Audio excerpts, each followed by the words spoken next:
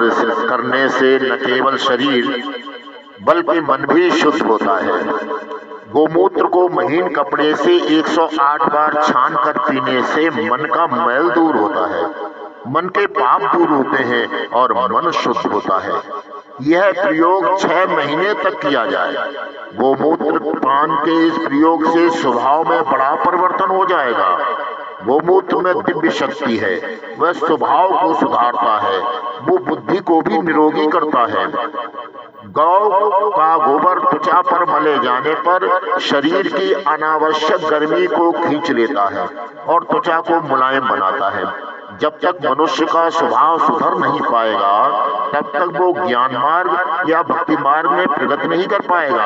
आजकल तो जीवन ही ऐसा हो गया है कि मनुष्य का समय, संपत्ति, शक्ति, फैशन, व्यसन में ही खर्च हो जाता है। व्यसन और फैशन में ही अपनी सारी शक्ति का व्यय करता रहता है मानव, वो ज्ञान और भक्ति मार्ग में आगे नहीं बढ़ पाता। कन्हैया को पहले गोमूत्र से फिर उष्ण जल से नहलाया गया, वो तो बड़े मजे में था। ऋषि रूपा गोपियां कन्हैया को घेर कर बैठी हुई थी। एक गोपी कहती है, आहा कितनी सुंदर है आंखें हमारे लाला की। तो दूसरे ने कहा, इसके केश भी बड़े सुंदर हैं। तीसरे ने कहा, अली इसके चरण कमल तो देख कितने सुंदर हैं। सारी गोपियां बाल कृष्ण के एक एक अंग के सौंदर्य का रसपान करने लगी।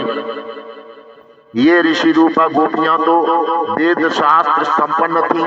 वे स्तुति करने लगी, कन्हैया आज भगवान तेरे मंगलमय चरणों की, यज्ञ पुरुष तेरी जंघा की, अच्युत भगवान तेरे कट की, भगवान हैग्रीव तेरे पेट की, भगवान केशव तेरे हृदय की, ईश भगवान तेरे वक्ष स्थल की, सूर्य तेरे कंठ की, भगवान विष्णु तेरी भुजा की, भगवान वामन तेरे मुखार बिंद की और ईश्वर तेरे मस्तक की रक्षा करें।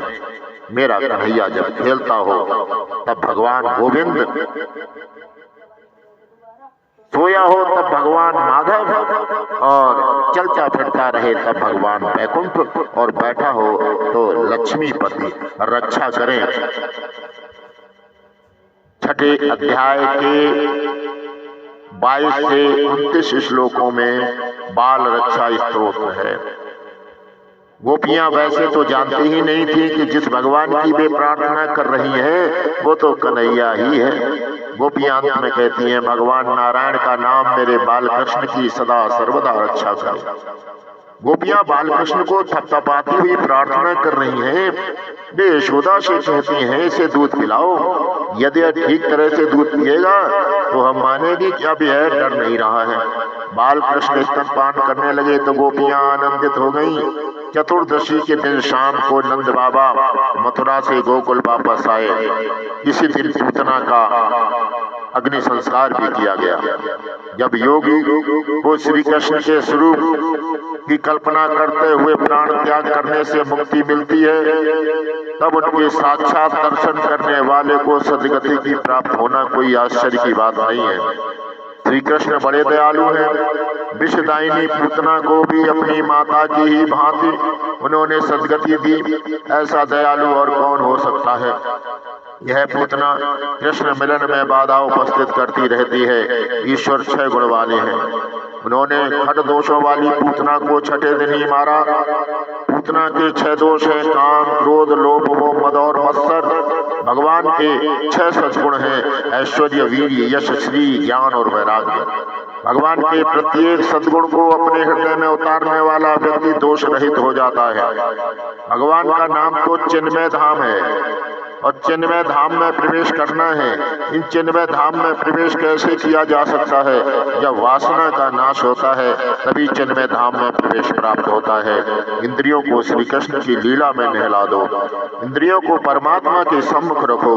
गोपियां इंद्रियों से मुझे निहार सकें, सुन सकें, मन में रखें, इसी हेतु से यह गोकुल लीला रची है। भागवत में इस पूतना चरित्र के सिवाय और कोई बाल लीला की फलश्रुति बताई नहीं गई है।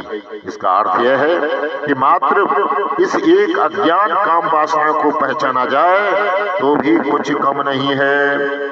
अज्ञान दूर होने पर श्री गोविंद से प्रीति हो जाती है। गोविंदे लभते रतिम, यह पूतना मोक्ष उतना मोक्ष तो भगवान की अद्भुत बाल लीला है। इसका श्रद्धा पूर्वक श्रवण मनन करने वाले को श्री कृष्ण के प्रति प्रेम उत्पन्न होता है। इस चरित्र के चिंतन की आज्ञा दी गई है। यशोदा बुद्धि है और नंद जीव। बुद्धि और जीव दोनों ही इस कृष्ण के साथ रहें तो कोई विपत्ति नहीं आएगी। बाल लीलाओं की एक रहस्यमय बात यह है कि नंद और यशोदा जब जब गोकुल से दूर होते थे कोई न कोई संकट आ ही जाता था। इसका अर्थ है यही हुआ कि जब भी जीव ईश्वर से दूर जाता है दुखी हो जाता है। यशोदा अर्थात बुद्धि जब श्री कृष्ण से परे हो जाती है और नंद अर्थात जीव जब भी श्री कृष्ण को भूल जाता है राक्षस आ ही धमकते हैं। शरीर और इंद्रियों को व्यवहारिक कार्य तो करना ही है, किंतु बुद्धि श्री कृष्ण से दूर होनी नहीं चाहिए। यह पूतना कौन थी? राजा बलि और रानी विंध्यावली की पुत्री का नाम था रत्नमाला। जब वामन जी बलि राजा के यज्ञ में भिक्षा मांगने आए थे तब उनके स्वरूप को देखकर रत्नमाला के हृदय में स्नेह उमड़ आया था और उसके मन में आया था कि कितना अच्छा होता अगर इस बालक को मैं पुत्र रूप में पा सकता। मैं उसे पैपान करा के उसका लालन पालन करके धन्य हो जाती। वामन के तेजस्वी स्वरूप को देखकर रत्नमाला के हृदय में पुत्र स्नेह उमड़ रहा था, किंतु उन्होंने उसके पिता की जो अवदशा की उसे देखकर शत्रु भाव भी उमड़ाया और उसके मन में वामन जी को मारने की भी इच्छा हो गई।